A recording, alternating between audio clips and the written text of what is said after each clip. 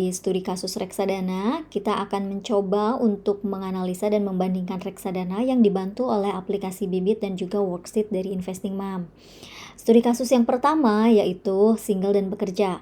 Rando usia 27 tahun, masih single dengan pemasukan 10 juta per bulan. Rando punya pengeluaran rutin 7 juta untuk tempat tinggal, cicilan kendaraan, biaya hidup sehari-hari. Dalam setahun, Rando bisa mendapatkan bonus dari kantornya sebesar 3 kali gajinya. Saat ini, Rando sudah punya aset tabungan di bank digital yang digunakan untuk dana darurat sebesar 30 juta. Dan selanjutnya, Rando ingin berinvestasi untuk tujuan jangka panjang, sehingga Rando memilih reksadana saham. Nah, teman-teman, ini ada 3 produk reksadana yang bisa teman-teman buka fun fact sheet-nya seperti ini. Dan juga bisa klik produknya yang menuju kepada aplikasi Bibit.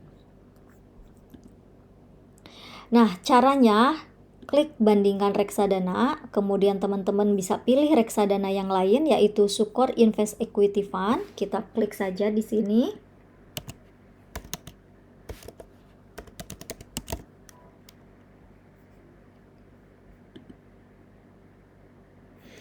Kemudian tambah lagi satu lagi yaitu Manulife saham andalan.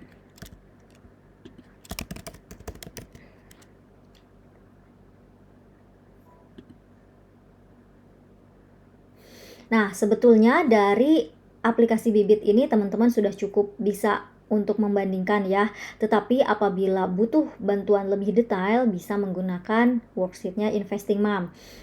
Bagaimana caranya untuk membandingkan reksadana? Pertama itu di sini teman-teman ada yang namanya nilai CAGR yang bisa berubah kalau teman-teman klik berdasarkan 3 tahun, 5 tahun, 10 tahun atau dari mulai berdirinya reksadana. Seperti itu.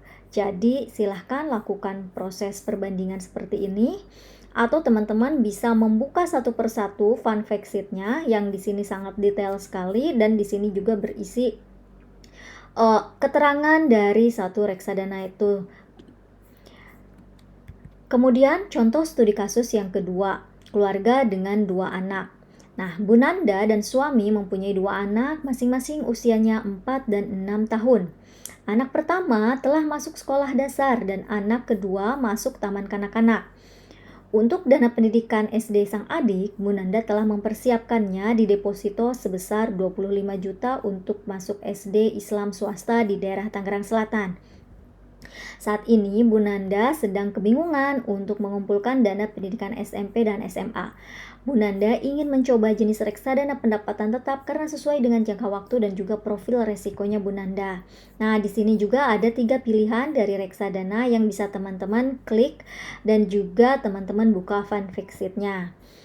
Kemudian studi kasus yang ketiga, Bu Seli adalah ibu bekerja dan mempunyai 2 anak. Dari semenjak kelahiran anak pertama, Bu Seli sudah mempunyai rencana untuk bisa bekerja dari rumah sebagai mompreneur.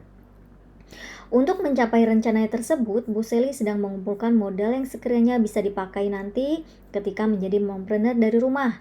Harapannya, Bu Seli dalam 2 tahun bisa mengumpulkan modal 50 juta rupiah dari besar menabung 2,5 juta setiap bulannya. Maka, karena kebutuhannya 2 tahun lagi, Bu Seli memilih reksadana pasar uang. Sama halnya dengan tadi, bahwa ini sudah ada fun fact sheet dan juga sudah ada link yang menuju kepada aplikasi Bibit. Cara analisanya, pertama teman-teman buka fun fact sheet-nya dan juga bisa lihat dari sisi AUM dan juga jumlah aset manajemen dan juga tanggal berdirinya. Karena dengan AUM yang besar dan tanggal berdiri yang sudah lama, artinya di sana reksadananya sudah mempunyai track record secara sejarah bagaimana kinerjanya ke belakang. Kemudian ini kebanyakan reksadana yang sudah mempunyai nilai AUM yang cukup besar, ini terus terang pergerakannya mungkin tidak akan seagresif dengan reksadana yang baru yang mana nilai AUM-nya masih kecil. Sehingga ini menjadi pertimbangan teman-teman apakah mau yang sudah berdiri lama atau mau yang masih baru. Kemudian poin yang kedua yaitu konsistensi dan tumbuh kinerjanya.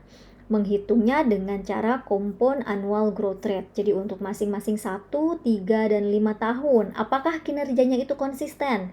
Bisa saja suatu reksadana hanya bagus di 1 tahun pertama, ternyata 3 dan 5 tahunnya tidak bagus. Jadi secara rata-rata mungkin terlihat bagus, tapi ternyata penyumbang nilai kinerja reksadana yang cukup signifikan ternyata ada di 1 tahun terakhir saja. Bisa saja itu terjadi, sehingga artinya itu mungkin apakah ada turnaround kinerja ataukah memang kinerjanya ternyata tidak konsisten.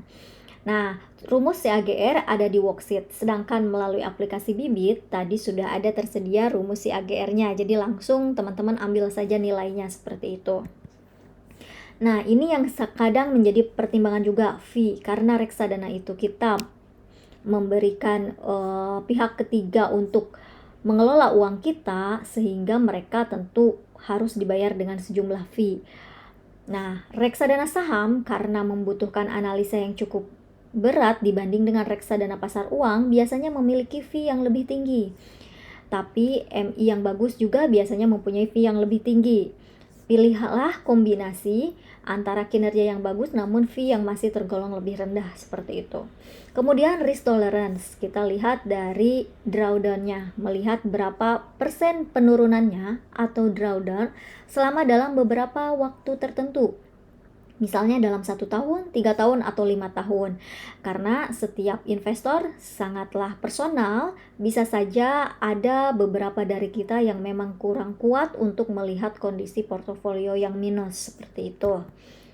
Nah, ini merupakan isi dari reksadananya. Balik lagi, reksadana merupakan gabungan dari berbagai macam aset, di mana di sana ada banyak aset yang dimilikinya.